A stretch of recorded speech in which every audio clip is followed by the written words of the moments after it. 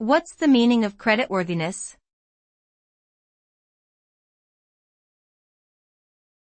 Creditworthiness.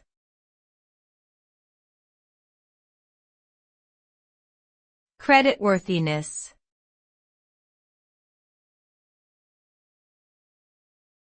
Creditworthiness.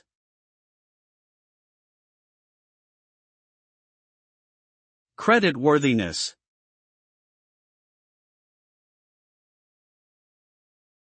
Creditworthiness refers to a person's ability to receive credit or a loan based on their financial history and overall reliability in paying back debts.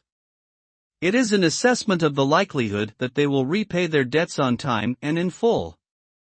This evaluation is based on several factors, including credit score, income, payment history, and debt-to-income ratio.